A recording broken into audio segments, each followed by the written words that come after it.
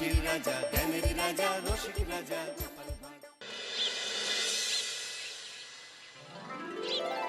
সত্যি এই বছর আমাদের কৃষ্ণনগরে ঠাকুর মুখ তুলে চেয়েছেন। হ্যাঁ মহারাজ, ধান একেবারে পরিপূর্ণ হয়েছে। তা কবে ধান কাটা হবে পুটির বাবা?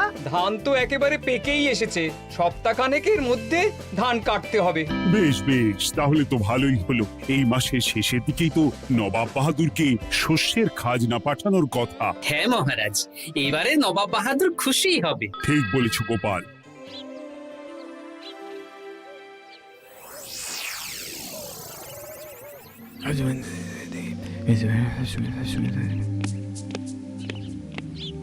প্রণাম খাম্বাজরাজ। ওই তো কৃষ্ণনগরের মন্ত্রী চলে এসেছে। ও, এর কথাই তুমি বলেছিলে? হ্যাঁ, ওই রাজ্যের সব খবরাখবর আমায় দেয়। ইনি কে? ইনি হলেন জমিদার কেশকান্ত বর্মন, আমার রাজ্যেরই দক্ষিণ পশ্চিম গ্রামের জমিদার, আমার প্রিয় বন্ধু। নামটা বেশ অন্যরকম, কেশকান্ত। আসলে ওদের বংশ পরম্পরায় সকলের উন্নত ঘন কেশ আছে, তাই ওদের পরিবারের সবারও নামে একটা করে কেশ আছে। আমি খাম্বাজ রাজের সুমিত্র এবং সুপরামর্শদাতা। কিছুদিন আগে আমার মাথায় খুব খুশকি হচ্ছিল, মাথার চুল পাতলা হয়ে আসছিল। কিন্তু আমার পরামর্শে একটা তেল মাখতেই মহারাজের মাথার চুল এখন ঘন হয়ে উঠেছে, আর কোনো সমস্যা নেই। বাহ বাহ বাহ, ভালো ভালো ভালো। এবার তাহলে কাজের কথাটা বলে দিন।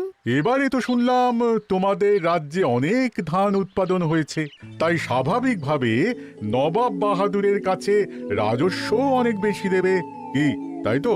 হ্যাঁ, এবারে রাজস্ব দানে কৃষ্ণনগরই প্রথম হবে। না, তা হবে না। নবাবের কাছে অত ধান পৌঁছবে না, এমনকি কৃষ্ণচন্দ্রের কাছেই চাষিরা বেশি ধান রাজস্ব দিতে পারবে না। সেটা কি করে হয়? পাকা ধানে মই দিতে হবে। বললাম না, ও আমার সুপরামর্শদাতা। হ্যাঁ, আমার মন্ত্রীকে বাণিজ্যের কাজে বাইরে পাঠিয়েছি কিছুদিন, তাই কেশকান্ত মাঝে মধ্যেই আমার কাছে আসে, গল্পগুজব করে আর সুপরামর্শ দেয়। কিন্তু আমি কি করব? তুমি রাতের অন্ধকারে চাষিদের ধান জমিতে পাকা ধানে মই দিয়ে দাও, এমন ভাবে কাজটা করবে যাতে কাক পক্ষীতেও টের না পায়। আর তাতে আমার লাভ? প্রত্যেক বছর নবাব রাজস্ব দানে বিজয়ীকে 3000 মোহর দেয়, আমি তোমাকে তার থেকে 1000 মোহর উপহার দেব। 1000 মোহর? হ্যাঁ হ্যাঁ, যাও যাও যাও, কাজটা শুরু করে দাও। আচ্ছা।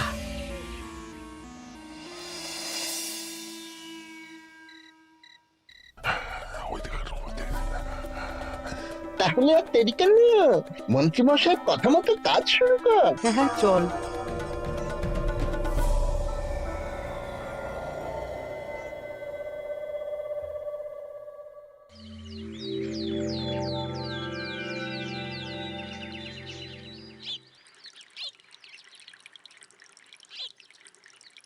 এবারে তো চাষাবাদ বেশ ভালোই হয়েছে।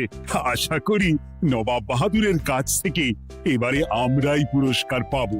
হ্যাঁ মহারাজ, সারা বাংলায় কৃষ্ণনগরের মতো উৎপাদন এই বছরে কোথাও হয়নি।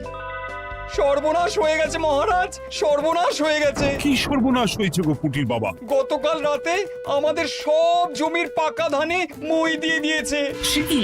এবার আমরা কি করব মহারাজ? কাদের কাদের জমিতে হয়েছে এসব? যেই জমিতে তাকাবেন সেই জমিতেই এই কাণ্ড, ধান ঝরে সব মাটিতে পড়ে আছে। এবার আমরা কি করব? হায় হায় হায়, এবার আমাদের রাজ্যের কি হবে? নবাব বাহাদুরকে তো জবাব দিতে পারবো না। বড় বিপদ হয়ে গেল, রাজ্যে গ্রহের প্রকোপ নেমে এলো। ও, আর কদিন পরেই আমার টেকে আসবে 1000 মোহর। ঠিক আছে, তোমরা সবাই এখন বাড়ি যাও। না, আমার মন মেজাজ ভালো নেই।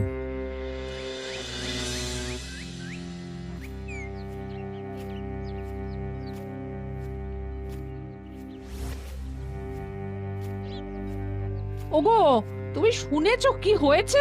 পুটির মা হাউ হাউ করে কাঁদছিল গো। হ্যাঁ গিন্নি, পুটির বাবা কয়েকজন চাষি ভাইদের নিয়ে রাজসভায় এসেছিল। শুনলাম রাতারাতি কে বা কারা চাষ জমিতে পাকা ধানে মই দিয়েছে। কত বড় সর্বনাশ হয়ে গেল বলো? কি হবে গো? কি যে হবে ভগবান জানে। বলি তুমি পারলে না পুটিদের একটু সাহায্য করো। হ্যাঁ, আমি মনে মনে ভেবেই রেখেছি বুঝলে, এবার বেতন পেলে পুঁটিদের বাড়িতে মাসো ভাড়ার জিনিসপত্র দিয়ে আসবো। নবাব বাহাদুরের কাছে মহারাজ খাজনা কিভাবে দেবেন? সেটাই তো বুঝতে পারছি না। আপনি এত চিন্তা করবেন না। রাজবাড়ির ভাড়ার থেকে আপাতত কিছু বস্তা ধান পাঠানোর ব্যবস্থা করুন। তারপর নবাব বাহাদুরের কাছে গিয়ে বলবেন, আস্তে আস্তে সব দিয়ে দেবেন মহারাজ। তাই করতে হবে, তাছাড়া তো আর অন্য কোনো উপায় দেখতে পাচ্ছি না। কিন্তু এবারে আর আমাদের মান রক্ষা হবে না। দেখি 2-1 দিনের মধ্যেই যতটা সম্ভব ভাড়া থেকে ধান পাঠানোর ব্যবস্থা করব।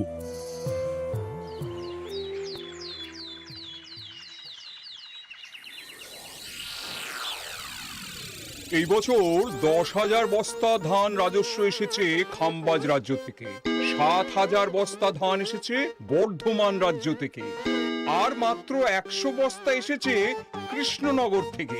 তাই এই বছরের বিজয় রাজ্য হচ্ছে খাম্বাজ রাজ্য।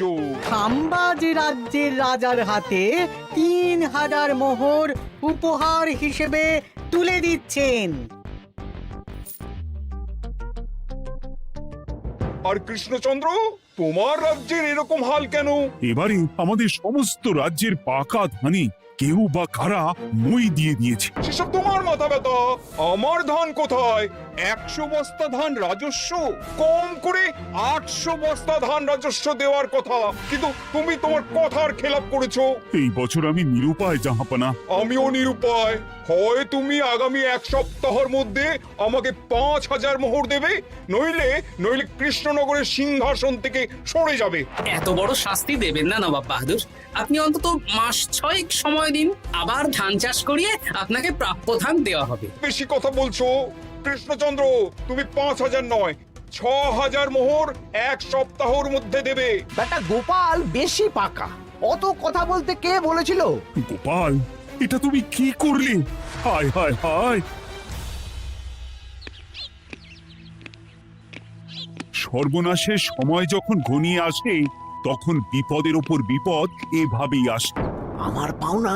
আরে এখন না, তোমাকে পাঠিয়ে দেব। ওই দেখুন, খাম্বাজ রাজের সাথে কথা বলছে। এখন বেশি কথা বললে কৃষ্ণচন্দ্র আর গোপাল সন্দেহ করবে। চলুন তো দেখি ওখানে গিয়ে কি কথা বলছে। কি কথা বলছো মন্ত্রী? মন্ত্রী আমায় বিজয় অভিনন্দন জানাচ্ছিল। বিজয় অভিনন্দন তো উপহার পাওয়ার সময় জানাতে পারতেন মন্ত্রী মশাই। যাই হোক, আপনাকে তো ঠিক চিনতে পারছি না। আমার নাম কেশকান্ত, আমি খাম্বাজ রাজ্যের দক্ষিণ পশ্চিম গ্রামের জমিদার। কেশকান্ত আমার বিশেষ বন্ধু। আপনার কেশ নিয়ে বেশ ভাব দেখছি। হ্যাঁ, ওই কদিন আগে তো খাম্বাজ রাজের মাথার চুল পাতলা হয়ে আসছিল, খুশকি হচ্ছিল আর কি। তো ওনার পরামর্শে একটা তেল মেখেই তো খাম্বাজ রাজের আবার ঘন কালো চুল ফিরে এসেছে। কেশকান্ত জমিদার হতে পারে, কিন্তু ওর অর্থনৈতিক অবস্থা তাবর রাজাদের থেকে অনেক ভালো।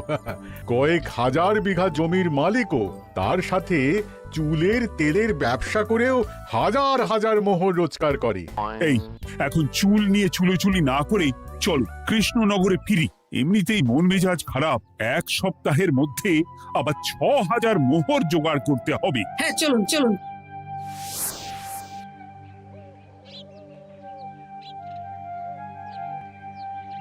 আচ্ছা মন্ত্রীমশাই, আপনি এই কেশকান্ত জমিদারের ব্যাপারে এত কিছু জানলেন কি করে? ওনার সাথে তো আমাদের আজই প্রথম দেখা। হাওয়ায় কত খবরই ভেসে আসে, সেরকম আমার কানেও এসেছিল। সব বাদ দাও। গোপাল, মন্ত্রী, দুজনেই ভাবনা চিন্তা করো কিভাবে 6,000 মোহর জোগাড় হবে। পাকা ধানে মই পড়লো, এখন আবার এত বড় বোঝা। আমার কাছেও মহারাজ বেশি অর্থ নেই, সব মিলিয়ে মিশিয়ে ওই 150 থেকে 200 মোহর মতো আছে বাড়িতে। যদি বেশি থাকতো আমি আপনাকে নিশ্চয়ই সাহায্য করতাম মহারাজ। তাও করতেন কিনা সন্দেহ। তুমি চুপ করো। মন্ত্রীমশাই ওই লোকটাকে জানলো কি করে? এই লোকটাকে তো আগে দেখারই কথা না। না, ব্যাপারটা নিয়ে ভাবতে হবে। চলুন চলুন।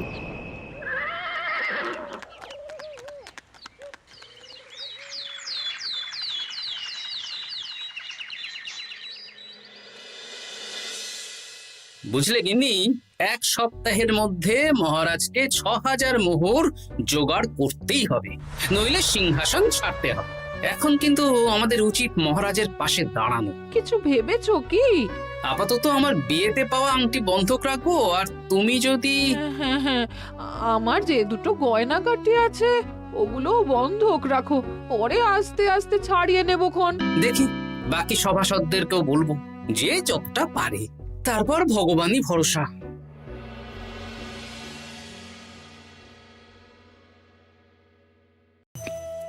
আপনি এত চিন্তা করবেন না মহারাজ। চিন্তা না করে কি আর কোনো উপায় আছে? সিন্ধুকে যা আছে তা দিয়ে 3000 মোহর হয়ে যাবে, কিন্তু তারপর আর কি করব? এবার কি নিরুপায় হয়ে জায়গা জমি বিক্রি করতে হবে? কিছু একটা করতেই হবে। আপনি গোপালকে একবার বলে দেখুন, প্রত্যেকবার যখনই বিপদে পড়েছেন তখন গোপালই আপনাকে বাঁচিয়েছে। দেখি আগামীকাল রাজসভা শুরু হওয়ার আগে গোপালের সাথে ব্যাপারটা নিয়ে আলোচনা করব।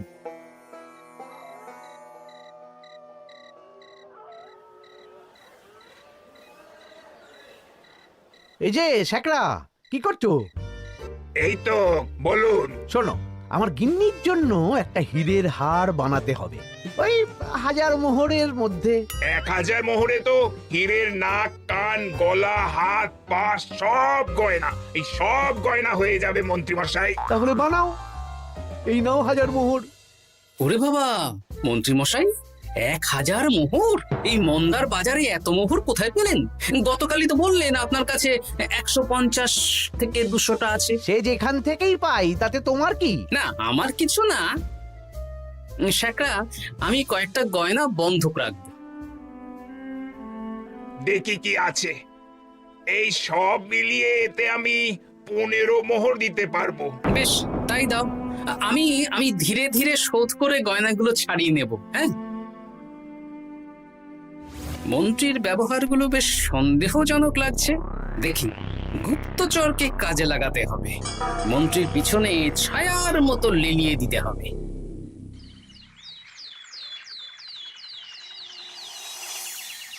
মহারাজ, আমি চেষ্টা করছি আপনার এই মোহর কিভাবে জোগাড় করা যায়, আপ্রাণ চেষ্টা করছি। দেখো, বা আমি 3000 মোহর পারবো, কিন্তু তার বেশি হলে জায়গা জমি বেচতে হবে, হাতে যে বেশি দিন সময়ও নেই। আচ্ছা মহারাজ, দেখছি। তবে মন্ত্রীমশাই চাইলেই আপনাকে 1000 মোহর দিয়ে সাহায্য করতে পারতেন, কিন্তু উনি তা না দিয়ে ওনার গিন্নির গয়না বানাচ্ছেন, হীরের গয়না। দেখি, মন্ত্রী তো কালকেই বলল ওর কাছে 150 থেকে 200 মোহর আছে মাত্র, 1000 মোহর কোথা থেকে পেল? সে উনিই জানেন, তবে তার খবর খুব তাড়াতাড়ি আশা করি পেয়ে যাব মহারাজ।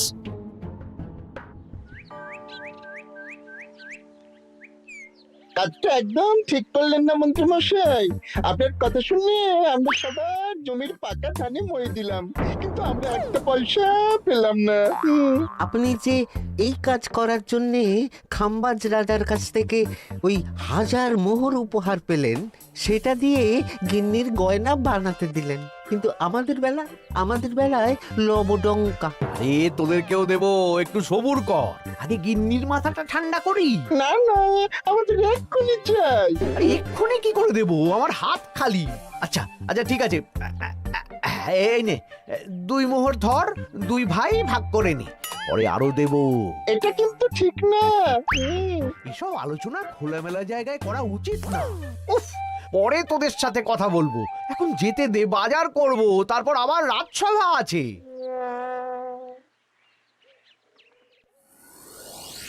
আচ্ছা, এই ব্যাপারটা মহারাজকে আর গোপাল দাদাকে জানাতে হবে।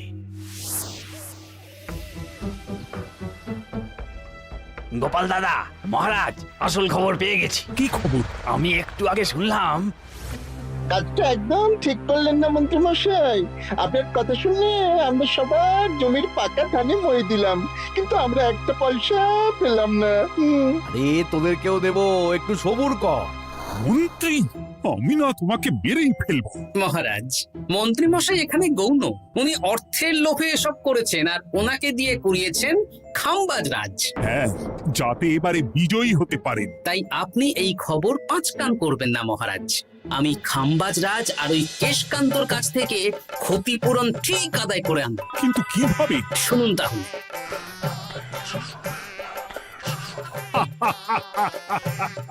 দারুণ বুদ্ধি। তাহলে এখন আসি মহারাজ, কাউকে কিচ্ছু বলার দরকার নেই।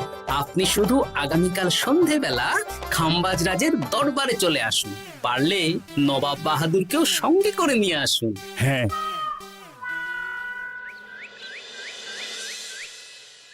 প্রণাম খাম্বাজ রাজ। কে আপনি? আমি হতাশ রঞ্জন, পশ্চিমে থাকি। কি চাই বলুন? কিছু চাই না, তবে একটা কথা শুনলাম তাই বলতে এলাম। কি কথা?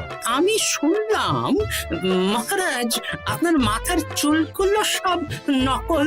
আমার এত সুন্দর চুল সব নকল? ফাজলামো হচ্ছে। আমি যদি প্রমাণ করে দিই আপনার চুল নকল, তাহলে কি? তাহলে আপনি আমাকে 100 মোহর দেবেন, আর প্রমাণ না করতে পারলে আমি আপনাকে 100 মোহর দেব। বেশ, দেখো, এক্ষুনি দেখো, আমারই তো 100 মোহর লাভ হবে। এখন না, এখন না, আজ সন্ধেবেলায়। বেশ বেশ, তখনই এসো। এবারে জমিদার কেশকান্তর বাড়ি যেতে হবে।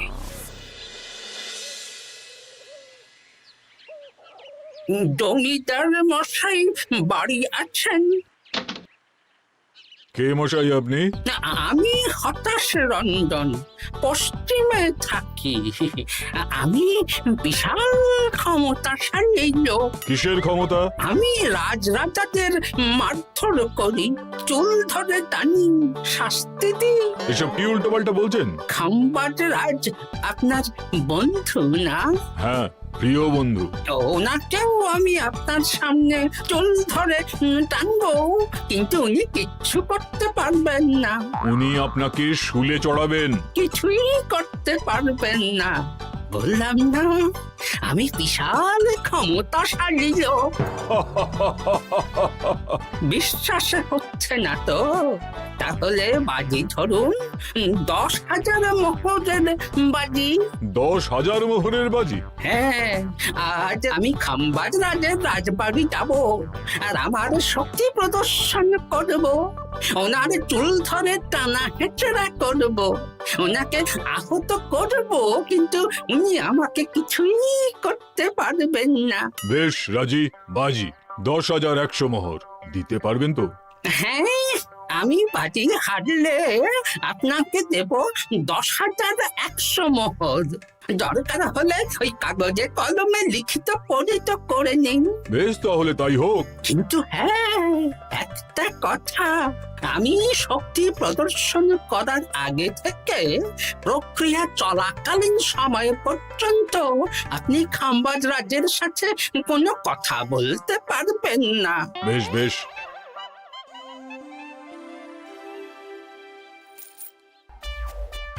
তাহলে শুরু করি। শুরু করো।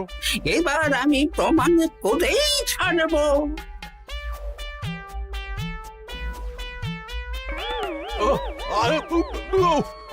লাগছে লাগছে, বাবারে, লাগছে এই সেরেছে। লাগছে, এ তো সত্যি সত্যি চুল ধরে টানছে। লাগছে লাগছে, বাবারে, বাবা। ওরে বাবা রে বাবা, কি শক্ত! এ কি, খাম্বাজরাজ কিছুই তো বলছেন না? তাহলে কি আমি হেরে গেলাম? না না খাম্বাজ রাজ, আমার ধারণা ভুল, যা শুনেছি তাও ভুল। এবার বিশ্বাস হলো তো? দাও দাও, এবারে 100 মোহর দাও। দিন কেশকান্ত মশাই, আমাকে 10,100 মোহর দিন। এ কি, ও তোমাকে 10,100 মোহর কেন দেবে? ওনার সাথেও তো বাজি ধরেছিলাম। কি বাজি? আপনার এখান থেকে বেরিয়ে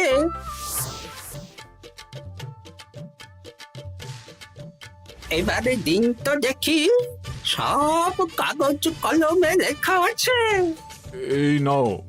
হায় হায় হায় হায়। সাবাস গোপাল, সাবাস, তুমি আমার মুখ রক্ষা করেছো। গোপাল, কৃষ্ণচন্দ্র, নবাব বাহাদুর, আপনারা? হ্যাঁ, আমি গোপাল, এটা ছাড়া আর কোনো উপায় ছিল না খাম্বাজরাজ।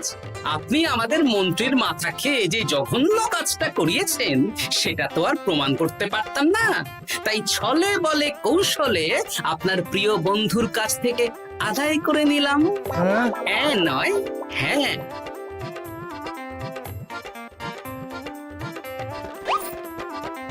এই নিন মহারাজ।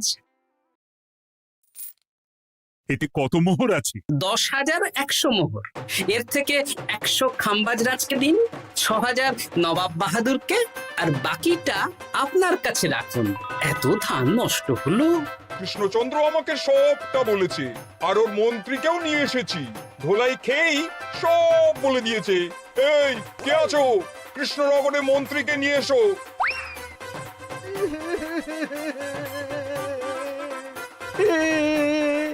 মার খেয়ে আমি সব বলে দিয়েছি খাম্বাজরাজ। উদ্ধার করে তো জাহাপানা, আমাকে ক্ষমা করে দিন। এর কোনো ক্ষমা নেই, তোমাকে আমি কারাগারে বন্দি করব। হায় হায় হায়, সামান্য টাকার লোভ করতে গিয়ে পুরো মাঠে মারা গেলাম।